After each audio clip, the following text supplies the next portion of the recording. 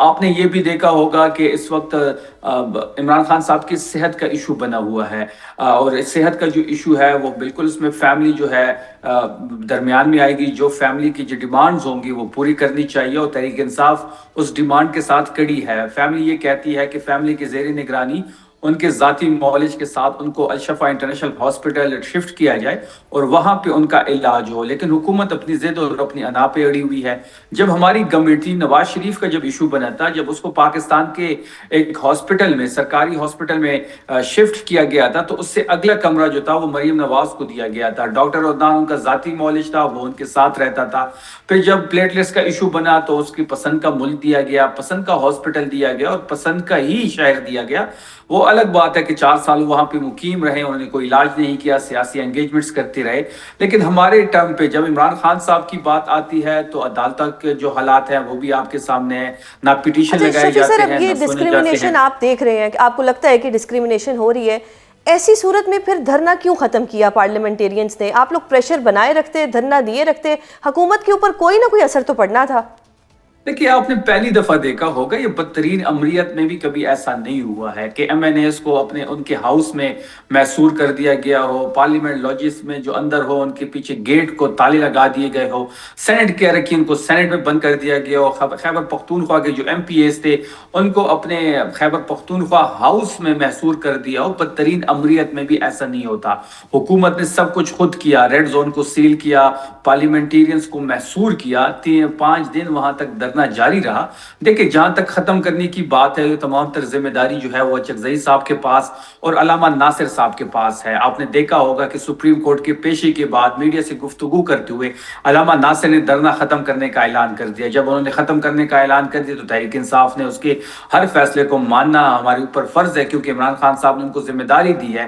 ایک تو رمضان آ رہا تھا، دوسرا یہ کہ ہم یہ چاہتے ہیں کہ رمضان کے بعد ہم بھرپور طریقے سے واپس آئے، بھرپور قوت سے، بھرپور طاقت سے. انشاءاللہ اس کے لیے ہم یعنی ری گروپنگ یہ کر رہے اگر ہیں. میں آپ کی بات کو سمجھوں تو یہ جو دھرنا ناکام ہوا ہے اس کی ذمہ داری محمود خان اچکزئی صاحب پہ اور علامہ راجہ ناصر عباس صاحب پہ آتی ہے، کیونکہ کل ہمارے پروگرام میں نعیم حیدر پنجوتا صاحب نے یہ کہا ہے کہ اس دھرنے کا کوئی امپیکٹ نہیں آ رہا تھا، اس لیے ہمیں ختم کرنا پڑا.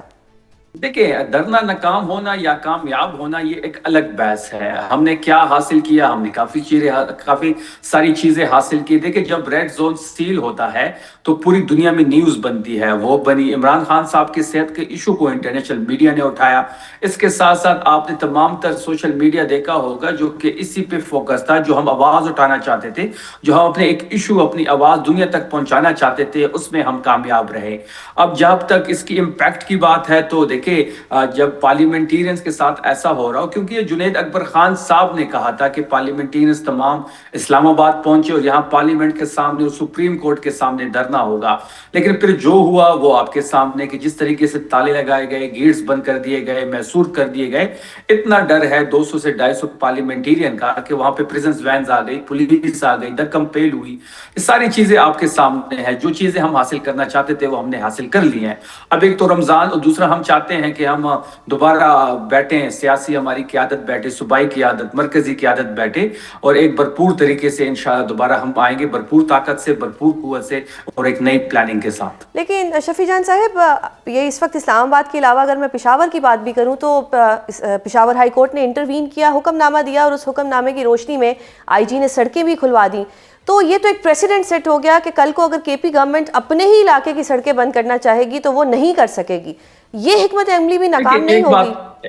ایک بات تو بڑی واضح ہو گئی ہے کہ تحریک انصاف جب بھی چاہے وہ پورے پاکستان کو جیم کر سکتی ہے. یہ جو دھرنا تھا، یہ جو لوگ شہراؤں پہ بیٹھے ہوئے تھے، تحریک انصاف نے آفیشلی کوئی کال نہیں دی. نہ ہی سی ایم سہیل آفریدی صاحب نے دی، نہ ہی پارٹی نے دی. یہ لوگ خود سے نکلے ہوئے تھے کیونکہ عمران خان صاحب کے صحت کا ایشو تھا. تحریک انصاف خیبر پختونخوا جو ہے وہ اس کا گڑھ ہے، قلعہ ہے، اور یہاں پہ جو لوگ نکلے تھے وہ عمران خان صاحب کے چاہنے والے تھے. وہ ان کو تشویش تھی. اور جب آپ نے دیکھا کہ ہائی کورٹ کا حکم آیا تو ہائی کورٹ کے حکم کو لوگوں نے ایکسیپٹ کیا، کیونکہ ہمیں عمران خان صاحب نے سکھایا کہ آپ نے عدالتوں کا احترام کرنا ہے، اور ہمیشہ ہم نے عدالتوں کا احترام کیا چلیے ہے. سر، آپ نے عدالتوں کا احترام کیا، لیکن آپ لوگوں کی جو ایک درخواست تھی، بار بار آپ لوگ ایک زور دے رہے تھے کہ خان صاحب کے جو ذاتی معالج ہیں ان کی رسائی خان صاحب تک کی جائے، لیکن نہیں کی گئی. آپ لوگوں کی ڈیمانڈ تو پوری نہیں ہوئی. دیکھیں، جہاں تک رسائی کی بات ہے وہ ان کا بنیادی حق ہے. देखिए, ये जो सेहत का इशू है, मैं बारहा एक बात कर रहा हूँ कि ये सेहत का इशू है, ये इमरान खान साहब की फैमिली का इशू है, क्योंकि ये सियासी इशू नहीं है। तो फैमिली जो चाहेगी, जो अलीमा खानम साहब की डिमांड्स हैं, जो वो मुतालबात रखेंगी, जिस तरह डॉक्टर उज़मा और डॉक्टर नौशरवान का मुतालबा हुआ, डॉक्टर्स के नाम दिए गए, डॉक्टर आसिम यूसुफ का नाम दिया गया, ये उनके जायज मुतालबात है और तहरीक इंसाफ उसके साथ कड़ी है, लेकिन ये मुतालबात माने नहीं जा रहे। हट दर्मी है, जिद है, अना है। इमरान खान साहब की सेहत पे सियासत हो रही है, तहरीक इंसाफ उनकी सेहत पे सियासत नहीं करना चाहती। उनको वो तबी सहूलियात मैसर नहीं है जो होनी चाहिए थी। अक्टूबर से उनको तकलीफ है, तो जनवरी में इन्होंने शिफ्ट किया, फिर उसको भी छुपाया गया, फिर जिस तरीके से बात ब्रेक हुई उसके बाद भी छुपाने की कोशिश हुई। जो प्रोसीजर 20 मिनट का बताया जा रहा है वो 2.5 से 3 घंटे का है।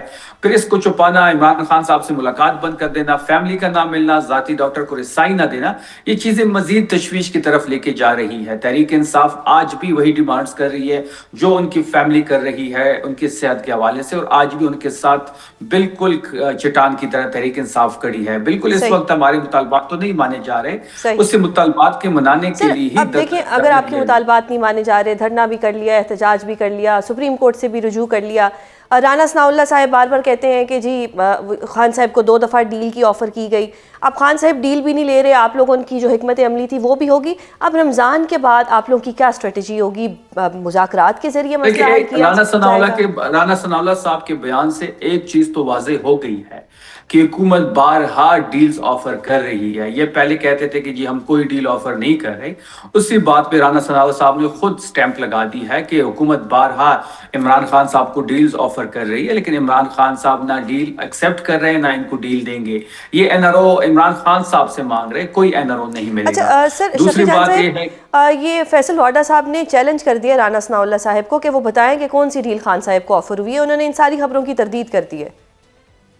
देखिए, पहली बात तो यह है कि फैसल वाडा साहब का ताल्लुक किस जुमात से है, वो किस जुमात को रिप्रेजेंट करते हैं। ना ही पीपल्स पार्टी उसको ऑन करती है, ना ही पाकिस्तान मुस्लिम लीग नून उसको ऑन करती है। वो किस कैपेसिटी में ये चीजें कर रही हैं। अगर फिर भी राना सनाउल्लाह से उन्होंने कोई सबूत मांगे हैं तो वो राना सनाउल्लाह साहब जाने और फैसल वाडा साहब जाने, लेकिन राना सनाउल्लाह साहब के बयान से ये साबित हो गया है कि बारहा इमरान खान साहब को डील्स ऑफर हो रही है, लेकिन वो जवान मर्दी के साथ चट्टान की तरह इस निज़ाम के खिलाफ करे हैं, ना डील करेंगे ना इनको डील देंगे। सही सर, अब हुकूमत ये दावा कर रही है कि खान साहब को 25 फरवरी को इंजेक्शन लगवाने के लिए हॉस्पिटल लाया जाएगा, बट वो टेम्परेरी होगा। आप लोग मुतालबा करते हैं क्योंकि खान साहब की सेहत के हवाले से एक बड़ी कंसर्निंग सिचुएशन है, तो उनको हॉस्पिटल में प्रॉपर्ली शिफ्ट किया जाए। अब ये इशू कैसे हल होगा सर? देखिए, पहली बात यह है कि इमरान खान साहब कोई आम कैदी नहीं है। इमरान खान साहब साबिक वजीर आजम है। इमरान खान साहब सबसे बड़ी पॉलिटिकल पार्टी की लीडर है, सबसे मकबूल तरीन रहनुमा है। खैबर पख्तूनख्वा में उसकी हुकूमत है। 180 उनके नाम पे सीटें आई थी, जिसको कम कर दिया गया, जिससे हम पंजाब की हुकूमत हमसे छीनी गई। कराची का मैंडेट इमरान खान साहब से छीना गया। बलूचिस्तान में इमरान खान साहब की सीटें छीनी गई। इमरान खान साहब एक आम आदमी नहीं है। उनकी सेहत के बारे में जो भी हमें तशवीश है, जो भी उनकी फैमिली को तशवीश है, जो उनके मुतालबात है वो पूरी करने चाहिए।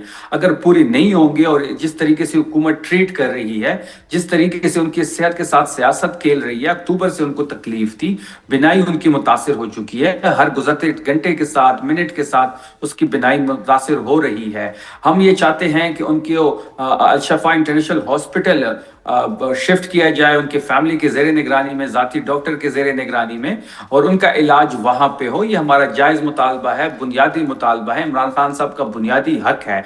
अगर ये चीज़ हुकूमत नहीं करेगी तो हम दोबारा जो हमारी सियासी क़यादत है, जो हमारी सूबाई क़यादत है, वो सर जोड़ के बैठी हुई है। हम कुछ चीज़ों पे सोच रहे हैं, कुछ ऑप्शंस पे सोच रहे हैं, चीज़ों को रिफाइन किया जा रहा है, TOR सेट किए जा रहे हैं। जो इमरान खान साहब की रिहाई फोर्स है, ये भी स्ट्रीट मूवमेंट जो सोहेल आफरीदी साहब को जिम्मेदारी मिली थी इमरान खान साहब की तरफ से, जिस तरीके से उसने यानी शफी खान साहब किसी ग्रैंड एहतजाज की तैयारी है, आप कह सकती हैं, क्योंकि हम इस वक्त रिहाई फोर्स पे हमने तमाम तर फोकस करना है। उस रिहाई फोर्स की मेंबरशिप, उसकी ओवर टेकिंग, उसके नंबर्स पे काम करना है, चेन ऑफ कमांड पे बात होनी है। फिर इंशाल्लाह जब रमज़ान के बाद जब भी हम वापस आएंगे, हम भरपूर कुव्वत से, भरपूर ताकत से वापस आएंगे।